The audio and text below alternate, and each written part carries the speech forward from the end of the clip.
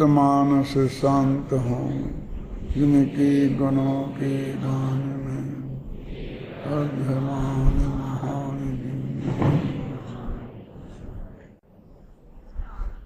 समय सार परमागम की सर्वशुद्ध ज्ञान अधिकार में 308 से 311 गाथा की चर्चा चल रही है,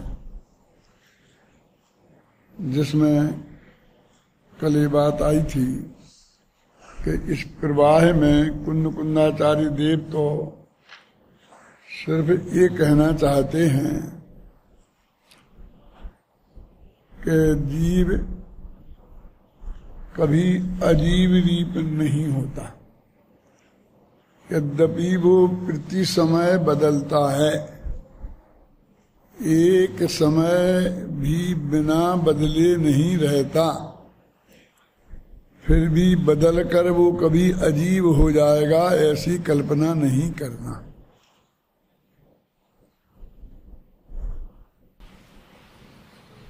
लोग कहते हैं कि जगत में कुछ लोग कहते हैं कि पुरानी चीज बहुत अच्छी होती है, और कुछ लोग कहते हैं कि नई चीज बहुत अच्छी होती है।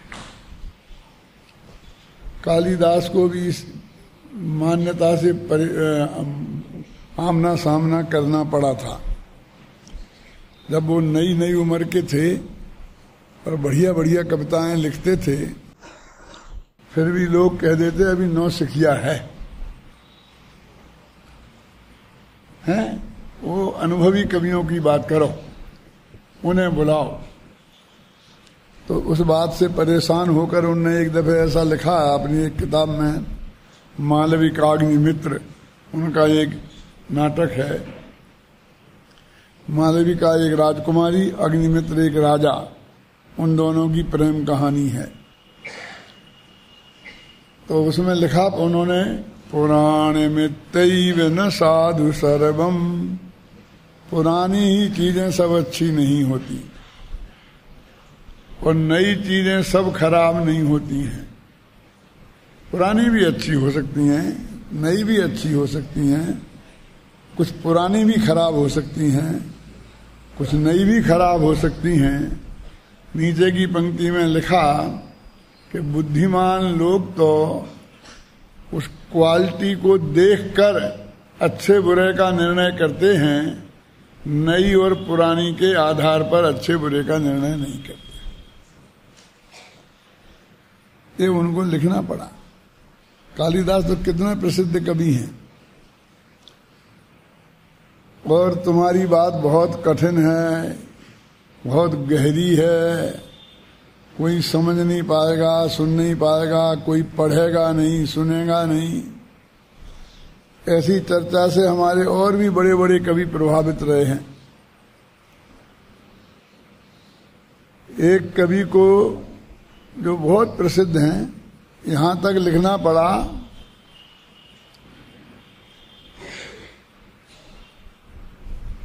कालो हयम निर्वधि विपुलाच पृथ्वी, कि काल अनंत है, निर्वधि कोई मर्यादा नहीं है, और पृथ्वी बहुत बड़ी है।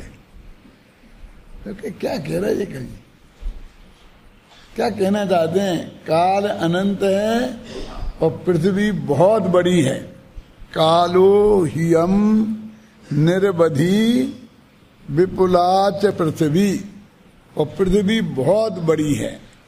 वो कहते हैं कि यदि इस जगह के लोग और इस जमाने के लोग मेरे काव्य को नहीं पढ़ेंगे तो नहीं पढ़ने दो। बहुत लंबी चौड़ी पृथ्वी है, कहीं के तो पढ़ेंगे, और काल अनंत है, आज नहीं तो कल, कल नहीं तो परसों, कभी ना कभी तो कोई ना कोई पढ़ेगा। जब मैं लिखता हूं तो ये अकेले सामने वाले हैं, अकेले तुम्हारे ही भरोसे नहीं लिखता हूं। क्या? कालो ह्यम निर्वधि विपुलाच पृथ्वी। और ऐसे ही अपने एक जैन विद्वान भी हुए हैं यहीं जयपुर में, कौन से नाम है? दीपचंद जी साहब। उन्होंने लिखा कि भाई मेरे को जो वस्तु स्वरूप समझ में आया है जो आत्मा का असली कल्याण करने वाला है उसे मुझे दूसरों को समझाने का बहुत भाव आता है, लेकिन कोई सुनता ही नहीं, समझता ही नहीं, बैठता ही नहीं। आज तो अपन को ये संकट नहीं है गुरुदेव के प्रताप से। क्यों? क्यों? उनने माल भी दिया और मार्केट भी दिया है? ना तो सुनने वालों की कमी है और ना माल की कमी है। चाहे जितना गुरुदेव की खजाने में से निकाल लो। क्यों? और जितनों को परोसना हो परोसो, जिसमें जितनी ताकत हो, है ना। लेकिन दीपचंद जी साहब को ये सामना करना पड़ा, टोडरमल जी को नहीं करना पड़ा था। टोडरमल जी की सभा में तो ऐसा लिखा है कि 1000-1200 आदमी रोजाना उनके व्याख्यान में रहते थे। यदि वो बात अंदाजा नहीं है और उसमें सत्य का अंश है तो अब समझ लो यहाँ भी ये 1000-1500 से ज्यादा नहीं होंगे, 1000-1200। माने इतने आदमी टोडरमल जी की नित्यान की सभा में, नित्यान माने रोजाना की सभा में रहते थे, ऐसा लिखा है। इसमें कहा है कि 400-500 पुरुष और 500-600 महिलाएं, ऐसा लिखा है। नित्यान की सभा में रहते थे। लेकिन उसी के थोड़े ही आगे पीछे दीपचंद जी साहब भी उसी उच्च कोटि के विद्वान हुए और उनको ये संकट था, तो उनने भी लिखा है कि हम भी लिख के रखे जाते हैं, भविष्य में जैसे का काल पका होगा आत्मा के कल्याण का, वो कब पड़ेगा कोई ना कोई, है ना। यहां पर इसमें कुंद तो सिर्फ इतना ही कह रहे थे कि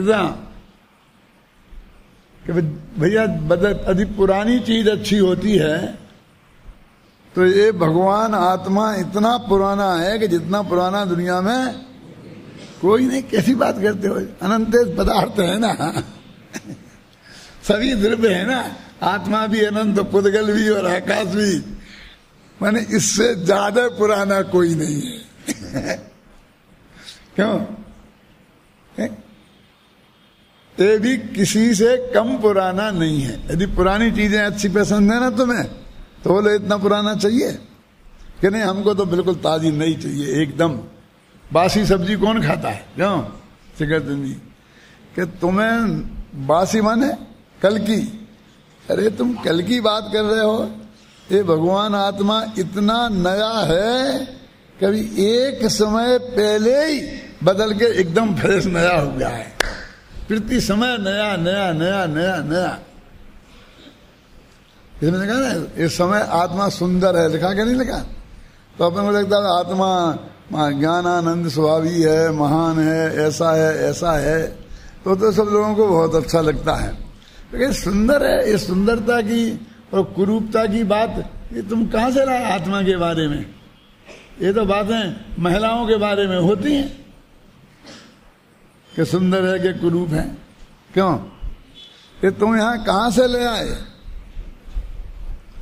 तो कालिदास ने सुंदरता की भी व्याख्या लिखी है किसी को हाथ उठाओ पता तो? हमारे विद्यार्थी भी नहीं उठा रहे हैं?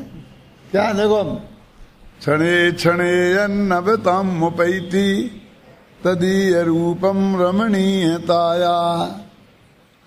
रमणीय किसे कहते हैं, सुंदर किसे कहते हैं? तो कालिदास कहते हैं जो हर पल नया नया लगे, नया नया लगे, नया नया लगे। क्षणे क्षणे यन्नवतम मुपैति, क्षण क्षण में जो नया नया लगे। तदीय रूपम रमणीयताया, उसे ही सुंदर कहते हैं। माने जिसको देखने से तृप्ति ही नहीं हो। यदि हमें तृप्ति हो जाएगी तो इसका नयापन नहीं रहा उसमें। तो ये भगवान आत्मा प्रति समय बदलता है, इतना नया है कि क्षण क्षण में नया लगता है। अभी इसका ये बदलना और नहीं बदलना, ये दोनों ही जैन धर्म में स्वीकृत हैं। अब इतनी स्पष्ट बात है, देख अपेक्षा गाथा में है, और अमृतचंद्र ने उसे खोला है। 2 गाथाओं का जो अर्थ अपन ने कल पढ़ा था ना, कि ये प्रति समय बदलता है, एक समय भी बदले बिना नहीं रहता है। पर ऐसा नहीं बदलता कि जीव से अजीब हो जाए। तो इसको नहीं बदलना कह सकते, ये भी कह सकते कभी नहीं बदलता, अनादिकाल से अनंत काल तक कभी ना बदला है ना बदलेगा। आत्मा तो आत्मा ही रहेगा, द्रव्य स्वभाव की अपेक्षा एक कभी नहीं बदलता, और पर्याय स्वभाव की अपेक्षा प्रति समय बदलता है। कुंद कुंद तो इतनी सी बात कहते हैं। और फिर ये भी कहते हैं कि प्रत्येक द्रव्य का उसका जो बदलने वाला काम है वो कोई दूसरा नहीं करता। इसने कहा ना, एक किसी दूसरे का नहीं करता, इसलिए किसी का कारण नहीं, और दूसरे ने इसे नहीं किया इसका एक इसलिए ये किसी का कार्य नहीं। हमारी ऐसी आदत है कि हम दूसरे का करें, वो हमारा करें, दूसरे करें हमारे। इंदौर में मेरे एक मित्र थे, तो जब वो ये कहा कहते कभी आए कि पंडित जी आपके पास 2-3 हजार रुपया होंगे, मैंने कहा भाई इस वक्त तो नहीं है। बोले जब तुम्हें जरूरत पड़े ना 10-5 हजार की तो मेरे से मांग लेना। क्या मैंने कहा उनसे, भाई साहब किधर एक मिनट, मैंने कहा ऐसा नहीं हो सकता है कि मैं आपको दूं भी नहीं और आपसे लूं भी नहीं। क्यों? अरे ऐसा होगा तो मित्रता काम की। यहां जगत को ऐसा ही है ना, हमारे संकट में तुम हमें दो और हम तुम्हारे संकट में हम तुम्हें दें, तो ही मित्रता है। नहीं मित्रता काय की है? कुंद कुंद तो ऐसा कहते हैं कि न किसी को देने को हमारे पास रंच मात्र भी है, कुछ अधिक हो तो हम दें, और ना कोई कमी है कि जिससे हम किसी से मांग लें। ये सबसे बढ़िया न्याय है ना। तो कहते हैं भगवान आत्मा किसी का कारज भी नहीं है और किसी का कारण भी नहीं है, लेकिन एक किसी वाला मामला पर द्रव्य संबंधी है। अपने वाली पर्याय के अंदर द्रव्य के अंदर जो भेद अपन बताते हैं, आगम में है, शास्त्रों में, अध्यात्म में है, गुरुदेव ने बताया है, अपन भी बताएंगे सर्वशुद्ध ज्ञान अधिकार में। इन गाथाओं में वो बात नहीं है, पर दो द्रव्यों के बीच में भेद की बात है। किसी का कर्ता नहीं है, किसी का कारण नहीं है, और इससे ये अकर्ता सिद्ध होता है। जैसा अंतिम गाथा की पंक्ति में लिखा है कि अतो आत्मा अकर्ता अवतिष्ठते, तो इस तरह इन्होंने अकर्ता भाव की सिद्धि की। वो पर का कर्ता नहीं है इस अर्थ में कि अपने अपने बारे में, कि उसके बारे में फिर बात करेंगे। अभी बता दो कि नहीं, दो बातें एक साथ नहीं होती हैं। पहले तुम यहां मजबूत हो जाओ, हाँ इस वज्र की दीवार पे मजबूत कर लो कि एक द्रव्य दूसरे द्रव्य का कर्ता नहीं है। क्योंकि अभी जो हम अपने अंदर की बात बताएंगे ना तुम्हें, तो दीवार टूटती नजर आएगी।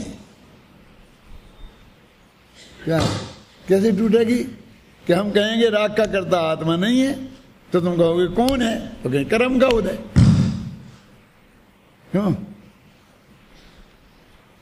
कर्म का उदय कहेंगे ना, तो कर्म पर द्रव्य है।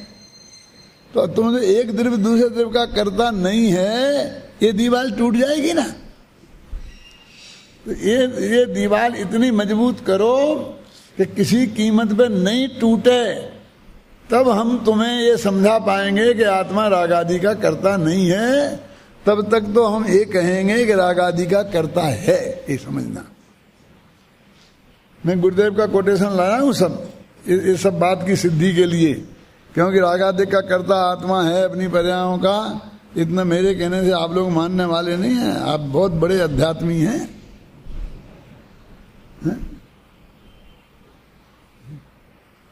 ये भी पार कर गए हैं आपको ये गाथाएं भी है? अभी पढ़ूंगा गुरुदेव का, अभी थोड़ा सा मुझे बताना है। तो वो ये कहते हैं कि ये अब जो उन्होंने अमृतचंद्र ने इसकी टीका लिखी, और वो टीका में उन्होंने ये लिख दिया कि जीव अपने क्रमबद्ध पर्यायों से उत्पन्न होता हुआ जीव ही रहता है, अजीव नहीं होता। तो अपने क्रमबद्ध परिणाम, क्रम नियमित परिणामों से उत्पन्न होता हुआ और नष्ट होता हुआ, ऐसा लिख दिया क्रम नियमित। तो मैंने कहा ये तो उन्हें अपनी तरफ से लिख दिया। लेकिन फिर मैंने आगे की गाथाएं पढ़ी, तो आगे की गाथाओं में कुंद कुंद ने भी वही बात लिखी है। उन्होंने अपनी तरफ से नहीं लिखा, बस उन्होंने यहाँ उसमें बीज डाल दिया। आगे कुंद कुंद भी यही बात कहते हैं। बागली बाजी समझे ना। अमरचंद की ये बहुत बड़ी विशेषता मैंने बहुत गहराई से देखा है कि जब मुझे लगा कि मूल गाथा में तो ये है नहीं, वो ये कह रहे हैं, लेकिन आगे की गाथाओं में जाके देखते हैं तो वो बात बराबर मिलती है। मैं ये कहना चाहता हूं कि अमरचंद ने जो ये बात कही है क्रमबद्ध पर्याय की, इसमें उससे कुंद कुंद सहमत नहीं है, ये मैं नहीं कहना चाहता, क्योंकि मैं बार बार ये कह रहा हूं कि कुंद कुंद की गाथा में ये बात नहीं है। इसलिए आगे है, वो कहाँ है, वो आएगा अपना प्रकरण, अपन तो अभी चालू रखे ही रहे ना। 10 दिन में आएगा तो आ जाएगा, नहीं तो और आगे आएगा। अपन को क्या है, आना है जरूर, आप समझ नहीं ना।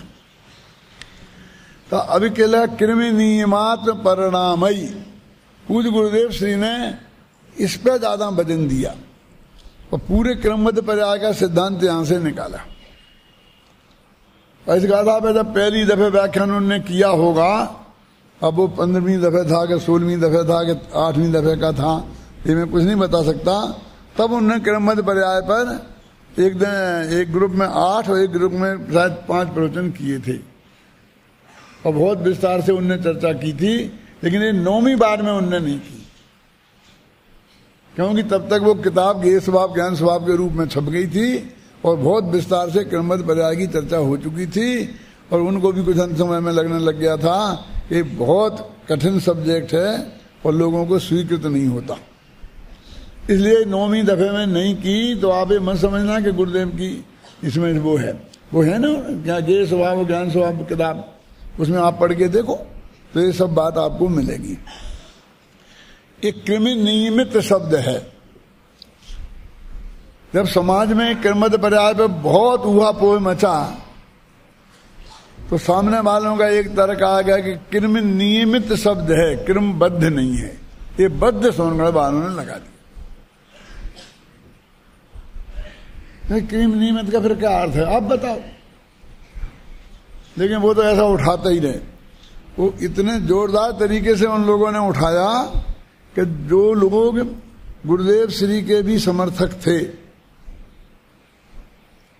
अनुयायी नहीं कह रहा हूं मैं, समर्थक थे। क्या क्या क्या फर्क है? हम लोग तो अनुयायी हैं और वे समर्थक थे। मैं उस वक्त भी वहां ये बात कहा करता था गुरुदेव के सामने कि जब सोनगढ़ में वो लोग पधारते थे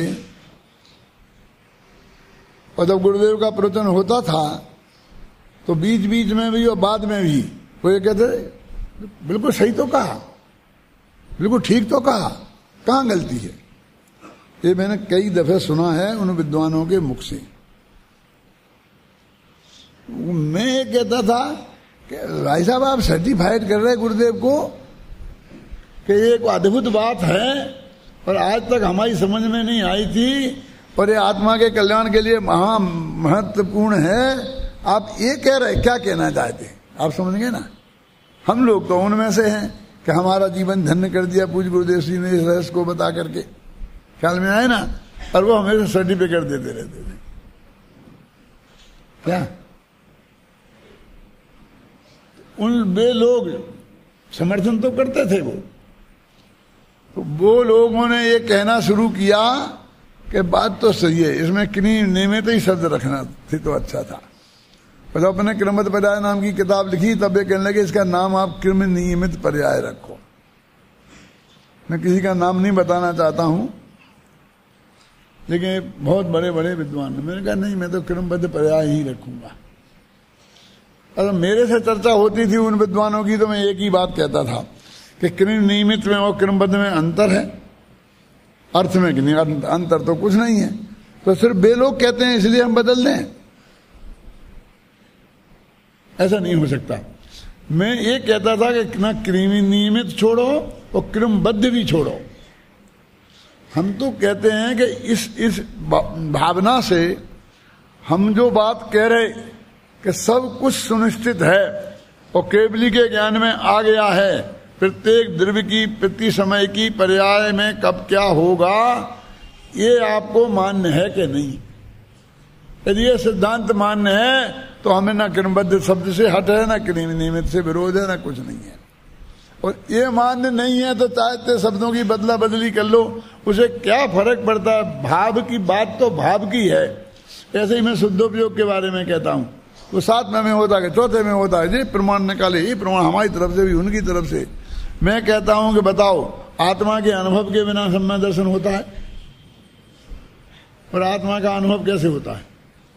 तो जो आत्मा का अनुभव सारे प्रदर्भ से उपयोग को हटाकर आत्मा में लगाते हैं तो वो होता क्या नहीं? जिसे हम अनुभूति बोलते हैं, स्वानुभूति बोलते हैं, वो होता क्या नहीं? कि हाँ वो होता है, बस हमारा काम हो गया। चाहे तुम उसका नाम स्वानुभूति कहो, चाहे शुद्धोपयोग कहो, जो तुम्हें जो कुछ कहना हो उसको कहो, लेकिन वो होता है चौथे गुण स्थान में। और सम्य दर्शन की प्राप्ति उसी से होती है। और हर सम्य दृष्टि को कम से कम 6 महीना में एक बार उसकी अनुभूति होती है। तो ये जो क्रमबद्ध पर्याय है, तब फिर मैं दूसरा तर्क ये देता हूं, अभी से उन विद्वानों के लिए बता रहा हूं कि भैया छोड़ दो ना क्रमबद्ध पर्याय की बात, ये कांजी स्वामी ने निकाली, लेकिन सारी जिंदगी आप लोगों ने हमें सर्वज्ञता पढ़ाई, सर्वज्ञ सिद्धि कराई न्याय शास्त्र में। उस वक्त जो हमने न्याय प्रथमा, न्याय मध्यमा और न्याय तीर्थ किया था ना, तो न्याय प्रथमा में सर्वज्ञ सिद्धि थी, न्याय मध्यमा में भी सर्वज्ञ सिद्धि थी, न्याय तीर्थ में भी सर्वज्ञ सिद्धि थी। और हर साल के पेपर में तीनों में सर्वज्ञ सिद्धि कीजिए, ये प्रश्न आता ही था। एक बरस भी ऐसा नहीं होता था कि ये नहीं आएगा। तो हमारे गुरु जी कहते ये तैयार कर लो, ये तो गारंटी से आएगा ही आएगा। सर्वज्ञ सिद्धि, सामान्य सर्वज्ञ सिद्धि और विशेष सर्वज्ञ सिद्धि है ना। तो मीमांसा में है सूक्ष्मांतरित दूरार्था प्रत्यक्षा कस्य सिद्ध था है? और फिर सत्वम में वासु निर्देश युक्ति शास्त्रा विरोध वाक खूब रटाई उनने हमें। अब सारी जिंदगी तुमने हमें सर्वज्ञ की सत्ता का सिद्ध किया है, तो ये बताओ कि सर्वज्ञ जो होता है केवल ज्ञान, वो सबको जानता है कि नहीं? और सब में सब द्रव्य और उनके सब गुण और उनकी सब पर्यायें आती हैं कि नहीं? इस झगड़ा से क्यों हमें निपटाना चाहते हो? क्यों कांजी स्वामी की? वो तो किसी की होगी, तुम्हें नहीं मानना ना, मत मानो ना। तुम तो ये बताओ कि तुमने जो हमें पढ़ाया है कि सर्वज्ञ होता है, उस सर्वज्ञ का क्या अर्थ है? दुर्भाग्य से हमने पढ़ ली थी, परीक्षा दे ली थी, पास हो गए थे फर्स्ट डिवीजन, लेकिन हमारी समझ में नहीं आई थी। और पूज्य गुरुदेव जी ने ये बताई, ये क्रमबद्ध पर्याय की चर्चा आई, तब हमारे ख्याल में आई कि बात तो सच्ची है। ऐसे उन सबके में भी नहीं आई थी। जब आई तो फिर उनको सब माथा ठनका हर एक का। तो जिन लोगों को विरोध का ही झंडा उठाना था, वो तो सर्वज्ञता में भी पिसने लगाने लग गए। कलने के भूतकाल का जानता है, वर्तमान का जानता है, भविष्य का नहीं जानता है। क्यों भैया भविष्य का क्यों नहीं जानता है? कभी हुआ ही नहीं है तो जानेगा कैसे? अब होगा तब तो जानेगा। गधे के सिंह को तो कोई जानता नहीं है, अब गधे के सिर पर उगे तो देखेगा, अब उगा ही नहीं है अभी आज तक, तो कैसे देखेगा? तो मैंने कहा उसे त्रिकालज्ञ क्यों कहते हो? दुकालज्ञ कहो। अपन कहते हैं ना त्रिकाल की बात जानता है। कुछ कहने लगे कि नहीं जानता तो है, लेकिन सशर्त जानता है। कैसा? कि तुम पढ़ोगे तो पास होगे और नहीं पढ़ोगे तो नहीं होगे। अरे इसमें क्या है? सर्वज्ञ जानता है। ये तो गली गली के लोग जानते हैं। ये छोटा सा बच्चा बाजार में जाता है, बाजार में एक आदमी ज्योतिषी बन के बैठा है, ख्याल में है ना, और वो यहाँ और वो चिड़िया को, एक चिड़िया को बैठा रखता है ना, वो भविष्य बताता है। वो 1 रुपया लेता है, अब क्या रेट है मुझे पता नहीं आजकल, जब मैंने बैठे देखे थे। अब तो मेरा वहां बाजारों में जाना ही बंद हो गया है। 1 रुपया लेता था ना ज्यादा। तो उससे जाके लड़का पूछता है कि पंडित जी 1 रुपया रखा कि मेरा हाथ देख के बताओ कि मैं इस साल परीक्षा में पास होऊंगा कि नहीं। वो 8वीं में पढ़ता था। तो उसने कहा कि बेटा पढ़ोगे तो पास होगे। तो फटाफट अपना रुपया वापस उठाए 1 लाख। बेवकूफ बनाता है। ये तो रोजाना हमारी अम्मा हमसे मुफ्त में ही बताती है कि बेटा पढ़ोगे तो पास होगे। हम तो तुमको ये जानने आए हैं कि तुम ये भी बता दो कि हम पढ़ेंगे कि नहीं पढ़ेंगे और पास होंगे कि नहीं होंगे। हम तो ये जानना चाहते हैं क्या? क्योंकि मेरे कहने का मतलब ये है कि भविष्य सुनिश्चित है, ये सब मानते हैं हम और तुम सब। और ये भी मानते कि हम नहीं जानते, और लेकिन कोई ना कोई जानता है, ये भी मानते। ये 3 बातें बिल्कुल पक्की हैं। 6 अरब लोग हैं दुनिया में, ऐसा कहते हैं मनुष्यों।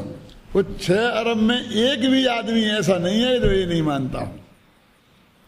और इसका प्रमाण बताऊं मैं आपको अभी, है ना? जरा आना इधर, अपना हाथ दिखाना। क्या नाम? घबराना, बैठे रहो शांति से। और मैं यदि अरे पंडित जी आप हाथ देखना भी जानते हो? क्यों नहीं देखना जानते? तो ये दुकान बंद हो जाएगी मेरी, और वो इतनी जोरदार चलेगी कि लंबी लाइन लग के आएगी। क्यों? और मैं फीस भी रख दूं। मैं कोई छोटा मोटा डॉक्टर थोड़ी हूं जो 100-200 रखूंगा। 5,000 रुपये रख दूं जतीश भाई। क्यों? लाइन लग जाएगी, लाइन खत्म नहीं होगी कि बस मुझे बता दो भविष्य है क्या? मतलब मैं झूठा ही बोल दूं ऐसा। कोई भी आता है आंख नीचे तो भी हमारा हर आदमी है उससे भविष्य जानने की इच्छा रखता है। यानी वो मानता है कि भविष्य नक्की है, और कोई जानता है तो सामान्य सर्व की सिद्धि भी होगी और विशेष भी हो गई। सामान्य सर्व की सिद्धि क्या? कि नक्की है, और कोई ना कोई जानता है, ये विशेष हो गई। अब कौन जानता है? हम रथा पुरुष को भी बोलते हैं ना, रथा पुरुष, गली में चलने वाला जो पुरुष है, वहां उसको भी मान लेते हैं। कोई भी ये धंधा शुरू करे उसका धंधा चलता है।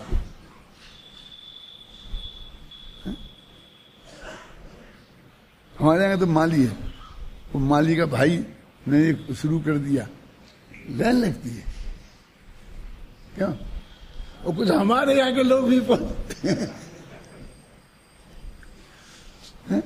तो आप क्या कहना चाहते हैं?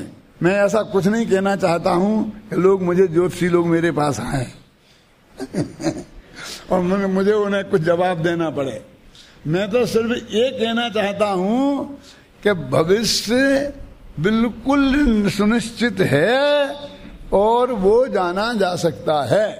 अब कौन जानता है और कौन नहीं जानता है, इसके बारे में मैं कुछ नहीं कहता। जाना जा सकता है, ये बात 100% सत्य है, क्योंकि मुझे तो भगवान की सर्वज्ञता सिद्ध करनी है।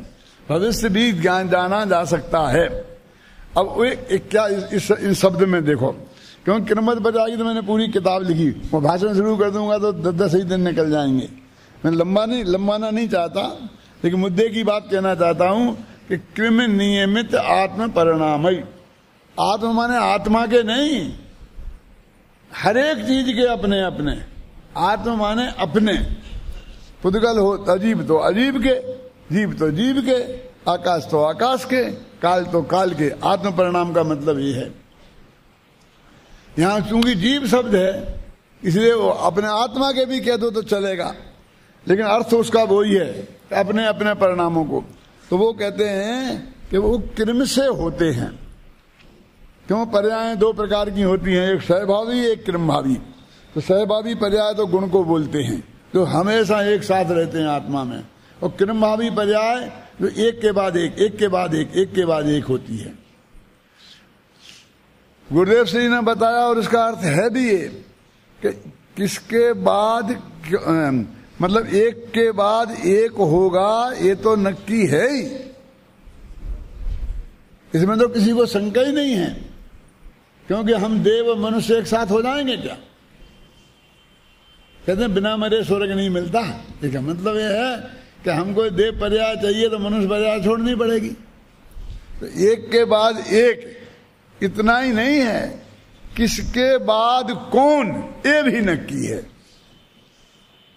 क्या एक के बाद एक नहीं, और किसके बाद कौन, कि साहब वो तो हर पर्याय में 5 समवाय मिलेंगे तभी तो होगी, कि हाँ 5 समवाय मिलेंगे, वे 5 समवाय भी तय है ना। जब वो पर्याय के होने का सकाल आएगा तो वो 5 समवाय भी गारंटी से वहां उपलब्ध ही होंगे, हैं? तो हमें उन्हें जोड़ने नहीं है कि नहीं, वो तो अनादि से नक्की हैं।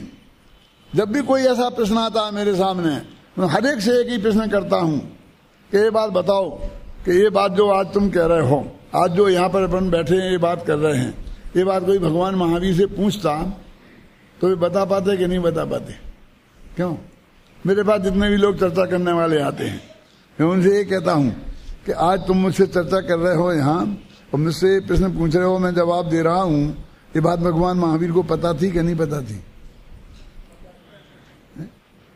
तो फिर ये तो नक्की ही थी, इसमें तुमने क्या किया और मैंने क्या किया? साहब मैंने 4 चक्कर काट लिए और आप नहीं मिले, तो महावीर को पता था कि नहीं? क्यों? कि ये भी वक्त नक्की था, तो इसमें क्या का ऑब्जेक्शन? कोई क्या कर सकता है? हर आदमी हर जगह तो हर समय तो उपस्थित नहीं रह सकता है? लेकिन जब जिसको जहां होना है वो उसके 5 समवाय गारंटी से नियम से होंगे ही। ये बात उत्तिका में आ गई, कृमि नियमात्म परिणामयी ऋतुपद्य मानो, कि हर द्रव्य अपने कृमि नियमित परिणामों से, अब कौन परिणाम, वो परिणाम की उन्होंने विशेषण दिया क्या? कृमि नियमित, एक के बाद एक कहने के लिए जरूरत थोड़ी थी, नियमित। कृम में आ गया वो, लेकिन नियमित लिखा ना, तो किसके बाद कौन सा न होगा ये भी नक्की है। और लाखों उदाहरण तो हम अभी गिना सकते हैं। बचपन के बाद जवानी आती है, जवानी के बाद बुढ़ापा, ये नक्की है क्या नहीं है? अब अनंत काल बाद कोई व्यक्ति बच्चा पैदा होगा तो फिर पहले उसका बुढ़ापा आ जाएगा, फिर जवानी आएगी। क्या आपको पक्का भरोसा है कि नहीं? अनंत काल बाद जो पैदा होगा तो पहले बच्चा होगा, फिर जवान होगा, फिर बुढ़ा हो, ऐसा नक्की है ना? वैसे एक एक पेड़ का, पौधे का, गाय का, भैंस का, कुत्ते का, बिल्ली का, सबका है कि नहीं? एक एक का नक्की है कि नहीं? कि गाय कितने बरस में जवान होगी, कितने बरस में बुढ़ी होगी, और कितने में मर जाएगी, और कुत्ता कितने में होगा, और बिल्ली कितने में होगी, और चूहा कितने में होगा, क्यों? और बरगद का पेड़ कितने में होगा, और आम का पेड़ कितने में होगा, और गेहूं का पौधा, सब एक एक का अपन देख। ये लाखों चीजें क्रमबद्ध हमारे ज्ञान में हैं, ये केवली की यहाँ जाने की जरूरत क्या है? और वे बराबर उसी क्रम से होती हैं। ये इस तथ्य की ओर हमारा ध्यान क्यों नहीं गया आज तक? तो जब इतनी चीजें नक्की हो तो जो ऑब्जेक्शन नहीं है, तो इसमें कहाँ आ गया? मैं तो ये कहता हूं कि भाई ये बात इतना परम उत्कृष्ट जाति का सत्य है कि सूरज पश्चिम से उग जाए तो भी ये सत्य नहीं बदलेगा। कि क्या बात करते हो? लेकिन मैंने ऐसा कहा क्या कि एक बात मैं कहता हूं, उसे कोई दुनिया में झूठी साबित करके बताओ, कौन सी? कि सूरज पूरब से उगता है। पूरब किसे कहते हैं? कि जहां से सूरज उगे, ठीक है, बोलो ये सत्य है गलत है? और कहीं पश्चिम से उग जाए सूरज तो भी हमारी बात गलत सिद्ध नहीं होगी। ये कैसा पंडित है? और सूरज पूरब से उगता है ये कह रहा है, और सूरज पश्चिम से उग जाए तो भी गलत नहीं होगी। तो मैं ये जिद नहीं करता हूं उससे कि नहीं कैसे उगेगा, नहीं उगने देंगे, हम जुलूस लेके जाएंगे, हड़ताल करेंगे, आमरण। मैं कहता हूं हमें क्या डर है, वो उग जाए ना पश्चिम से, तब भी हमारी बात गलत नहीं होगी। ये क्यों? क्योंकि हमारी तो परिभाषा ही ये है कि जहां से सूरज उगे उसे पूरब कहते हैं। हमारे बाप का क्या बिगड़ता है, इसे पूरब कहेंगे।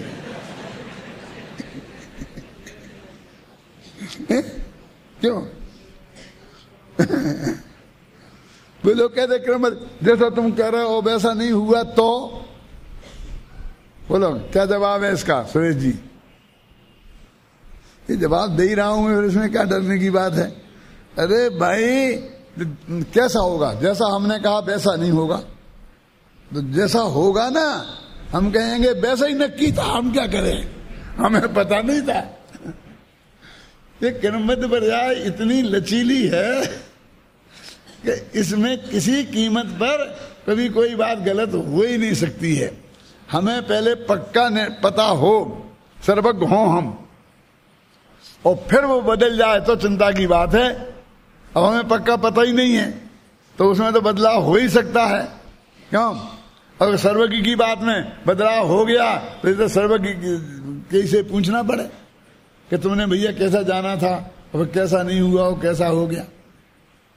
क्यों? समझे ना? तो ये बिल्कुल सिद्धांत अकाट्य सिद्धांत है। अब मैं गुरुदेव का जो प्रवचन मैंने यहाँ महत्वपूर्ण दिया है वो पढ़ना चाहता हूँ, और उस पर जो भी चर्चा होगी अब उसी के माध्यम से अपन करेंगे।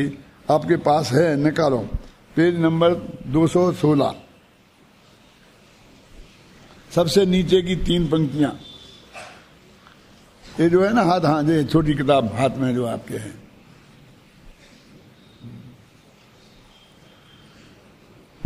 यहाँ जो कृमि नियमित शब्द है एक पूज्य गुरुदेव श्री का है, ऊपर लिखा है देखो। इन गाथाओं का भाव स्पष्ट करते हुए स्वामी जी ने जो कुछ विशेष स्पष्टीकरण किया है उसका सारांश इस प्रकार है। समझ में आए ना? सारांश का मतलब है समझना कि मैंने सारांश लिख दिया है। ये सब मैंने पेज नंबर दिए हैं नीचे, प्रवचन रत्नाकर में से निकाल के दिया है ना? यहाँ जो कृमिनिमित शब्द है उसमें कृम तो सिद्ध है ही, साथ ही कृम से नियमित यह भी स्पष्ट है। कृम नियमित शब्द यह बताता है कि द्रव्य के इस समय होने योग्य यही पर्याय होगी ऐसा निश्चित है ना?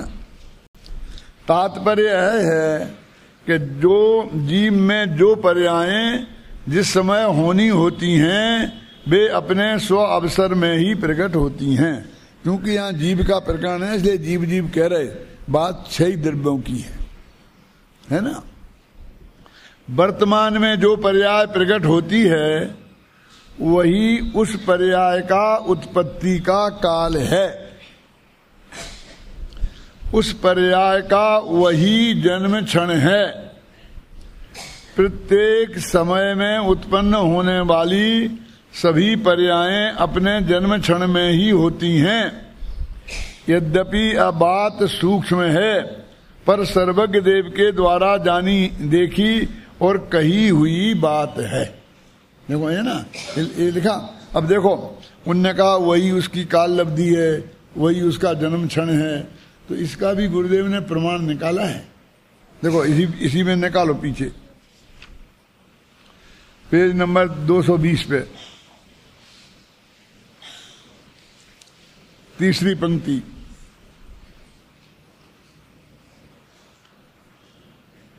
कार्तिकेयानुप्रेक्षा में द्रव्य की जिस समय जो पर्याय प्रकट होती है उसे इसकी काल लब्धि कहा है। वो जो काल लब्धि अपन पढ़ते हैं ना, वो तो जो 5 लब्धियां हैं उनमें काल लब्धि कहाँ है? 5 समवायों में काल लब्धि आती है। तो वो कहते हैं कि ये कार्तिकानुपेक्षा में लिखी है कि जिस समय जो पर्याय प्रकट होनी है ये उसकी काल लब्धि है। तो काल लब्धि के बिना कुछ हो नहीं लिखा। काल लब्धि का आप कोड उपाय करो तो नहीं होगा, है ना। अब देखो प्रवचन सार की 102वीं गाथा में इसी बात को अपनी पर्यायों का जन्म क्षण कहा है। यही जन्म क्षणों काल लब्धि की बात वहां कर रहे हैं, कर चुके थे, बात खत्म थी, लेकिन फिर द्वारा कह के वो प्रमाण पेश करते हैं कि प्रवचन सार में इसका जन्म क्षण लिखा है। यानी एक कहते हैं कि क्रमबद्ध पर्याय की बात लोग पूछते हैं कि कहाँ कौन से शास्त्र में लिखी। अब उनको पूरी सीधी ऐसी दिखाओ कि एक क्रमबद्ध पर्याय लिखी, ऐसी तो कहीं मिलेगी नहीं।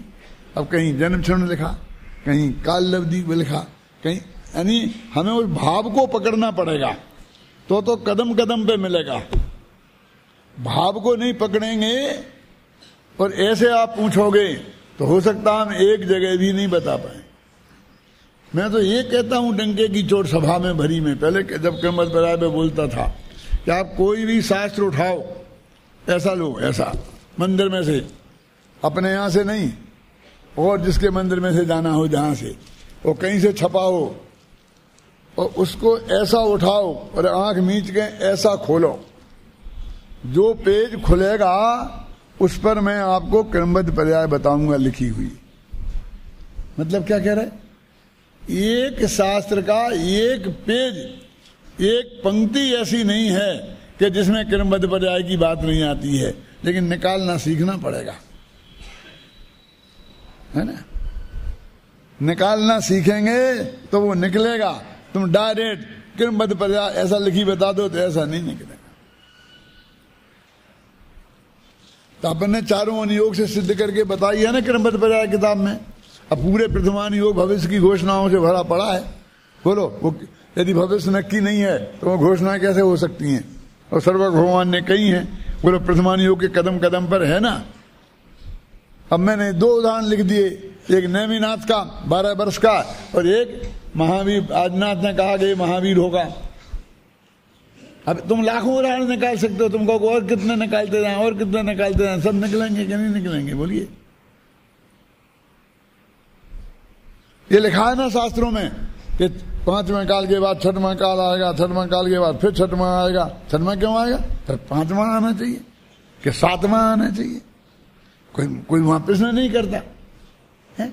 फिर 5वां आएगा, फिर बढ़ते जाएंगे, फिर 4था आएगा, फिर उसमें तीर्थंकर शुरू होंगे, फिर 4थे के बाद 3रा आएगा, तीर्थंकर होना फिर बंद हो जाएंगे, है? और ऐसा कब तक होगा? क्यों? अनंत काल तक। तो अनंत काल की बात तुम जानते हो भैया, सर्वज्ञ तो तुम ही बैठे हो। ये सब बातें लिखी ना कि ऐसा ऐसा होगा, और उनके नाम भी लिखे हैं, सब लिखे हैं, प्रथमानुयोग में लिखे हैं, अब एक करुणानुयोग में लिखा है। सब मेरे कहने का मतलब है कौन से अनुयोग में कहा नहीं है, सब जगह ये बात लिखी है और डायरेक्ट भी लिखी है। जो जो देखी बीत राग ने सो होसी बीरा रे, और अनहोनी कभी ही नहीं होसी काहे होत अधीरा रे। अब देखो, बीत राग ने लिखी, सर्वज्ञ ने क्यों नहीं लिखी? बीत राग देखते हैं, जो जो देखी बीत राग ने, क्यों? कि जो बीत रागी होता है वो सर्वज्ञ भी होता है, घबराना नहीं। देखा तो केवल ज्ञान नहीं है, लेकिन बीतरागी क्यों कह रहे हैं? क्योंकि रागी जीव जो देखा होता है, कभी कभी राग देश बस वो नहीं कहते हैं, कुछ और कहते हैं। कहते क्या नहीं कहते हैं? इन्हें पढ़ाया भी ऐसे ही जाता है, क्या करें? कोई फायदा नहीं है कि तुम्हें हाथ देख करके यदि ऐसा लगे कि ये इसकी मौत परसों होने वाली है तो बताना मत, क्योंकि यदि वो परसों नहीं मरा तो तुम्हारी इतनी पिटाई होगी।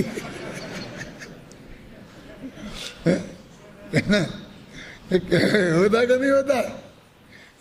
जयपुर में ऐसा हुआ भाई साहब। एक मेरी सभा के मुमुक्षु भाई थे, जतीश भाई, जब अपन प्रवचन में जाते थे, बड़े मंदिर में जाते थे ना, ये उनका नाम था बाबा नथमल जी। यहाँ आगे जो बैठे हैं पुराने आदमी, वो सब जानते हैं, वे हाथ उठा सकते हैं मुझे मेरा समर्थन करने के लिए। अरे तुम तो बैठे ना यार, बोलो ना। बाबा नथमल जी थे, उनकी एक लड़की थी, और वो लड़का उड़का कोई था नहीं।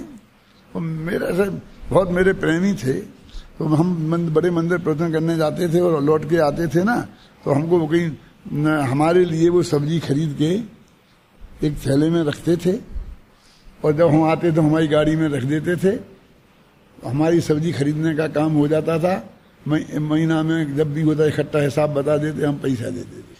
हमें तो बहुत नजदीक का संबंध था, रोजीना का काम, रोजीना उन्हें प्रवचन सुनना और हमारी सब्जी का मामला निपटा देना। ऐसा बरसों चला, बरसों। तो उनको किसी ज्योतिषी ने बता दिया कि तुम फला फला दिन में फला तारीख को मर जाओगे। अब उनको वो पक्का हो गया। अब पक्का होते उन्हें अपनी सारी संपत्ति निकाल दी, कह दी इसको दे दी, उसको दे दी, बच्ची को देनी थी, बच्ची को दे दी, सब पूरा ये सब हिसाब किताब निपटू करके एक पैसा भी अपने पास सोनगढ़ के किराया लाख पैसा रखा और थोड़ा सा पैसा रखा और सीधे सोनगढ़ चले गए कि अब तो मैं सोनगढ़ में ही दे छोड़ूंगा। जैसे वो काशी चला गया था अपना पंच कल्याणक वाला, मैं काशी में दे दूंगा, चले गए। सच्ची घटना, नाम लेके बता रहा हूं मैं आपको। अब तारीख निकल गई और नहीं मिलेगी। और वे 2-5 वर्ष जितने भी जिंदा रहे, अभी तो नहीं होंगे मेरे ख्याल से, हैं? अब वो बहुत संकट खड़ा हो गया। जिनको पैसा देते सबने आंखें फेर ली, लड़की ने भी, उन्हें रोटियों के लाले पड़ गए। क्यों? ये बैठे हमारे सामने, ये उस वक्त कैसे होता है जी हमारे, ये 40 वर्ष हो गए मैं दशहरे के दिन जो आ रहा ना, परसों नरसों दशहरा आ गया 2-3 महीना में। उस दशहरे के दिन 40 वर्ष हो जाएंगे, और तब से पहले दिन से जो श्रोता है मेरे तो बहुत कम रह गए हैं। ये ऐसा देखो कितना खतरनाक है, कैसा वो ऐसी सर्वज्ञ की बात समझता है। क्यों? अरे भाई क्या सब कुछ, तो उसका क्या हुआ भैया? फिर उसका क्या हुआ? मैं कहूँ उसका ऐसा ही होना था। भगवान महावीर से पूछते तो वो बताए थे कि इस ज्योतिषी के चक्कर में आएगा और ऐसा फंसेगा और फिर ऐसा हो जाएगा। देखो बड़ी सभा में कह रहा हूं, इसमें फिल्म बन रही है और ये टीवी पे जाएगी, तो एक दिन आप टीवी पे भी सुनेंगे। फिल्म से ही आ रहा है ना ये जानता हूं मैं, पक्के प्रूफ के साथ बात करता हूं, ऐसी वैसी हुई यहाँ की बात नहीं करता हूं। वो ये सारी दुनिया के लिए हितकारी बात है, इसमें मेरा कोई स्वार्थ नहीं है, किसी के विरोध में कोई विरोध करने की बात नहीं है। इससे कोई देखो नक्की था वो, फिर नहीं मारा मैं, नक्की कहां था है? जब नक्की है तब तो मरेगा ही। क्यों? हम इतना जानते हैं, तू हमें ज्योतिषी मान चाहे मत मान, के तुम्हें एक ना एक दिन 10-20 वर्ष में मरना ही होगा। क्यों बोलो, इसमें क्या शंका है? क्यों? कोई को 10 वर्ष बाद, कोई को 20 वर्ष बाद, कोई 1000 वर्ष तक कोई जिंदा रहने वाला नहीं है। ये बात सच्ची है ना? इसका प्रूफ क्या है? यदि ऐसा होता तो हमारे बाप दादाओं में भी कोई ना कोई तो जिंदा रहता आज तक। बात तो पक्की है कि मरना पड़ेगा, लेकिन अच्छी तो नहीं है। क्यों? सच्ची है और अच्छी नहीं है। ऐसा हो सकता है कि बात सच्ची हो और अच्छी ना हो? आप मुझे बताओ, ऐसा लोक में हो सकता है कि सच्ची हो और अच्छी ना हो? अरे बहुत अच्छी है। यदि हजारों वर्ष तक हम जिंदा रह गए तो कोई हमारी पहचान का नहीं रहेगा।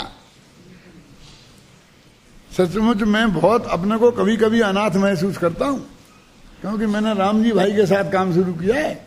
उनके बेटे बैठे यहाँ ये मेरे से 10 वर्ष बड़े हैं उम्र में, अब वे कितने बड़े होंगे समझ लेना राम जी भाई। मैं 20 वर्ष की उम्र में लग गया इस लाइन में, और इसी दमखम के साथ 24 घंटे क्या। और तब से धीरे धीरे सब छोड़ छाड़ के चले गए, लालचंद भाई और बाबू भाई, खेमचंद भाई, है ना, बाटनी जी, गोदका जी, सब चले गए, ऐसे दिखते ही नहीं है कोई बगल में। अब मेरे विद्यार्थी हैं, अब इनसे कोई ज्यादा सलाह मशवरा करने की पोजीशन तो बनती नहीं है। इनसे तो बेचारों से जो कहो तो दौड़ दौड़ के काम करते हैं, कर देते हैं, कोई बात नहीं है। लेकिन जब कभी कोई बात सोच के कोई डिसीजन करना हो तो ऐसा नहीं दिखता कोई कि जिससे मैं विचार विमर्श करूं। मुझे वो बात याद आती है, जब गोविंद वल्लभ पंत मरे थे तो नेहरू जी ने मालूम क्या कहा था कि आज वो अंतिम व्यक्ति मर गया है कि जो मेरा हाथ पकड़ के कह सकता था कि नेहरू ये गलत है, तुम इस पर साइन मत करो, ये नहीं करो। अब क्या है, अब मैं क्या करूंगा? अब मेरे से कुछ गलत होगा तो मुझे कोई टोकने वाला तो है ही नहीं।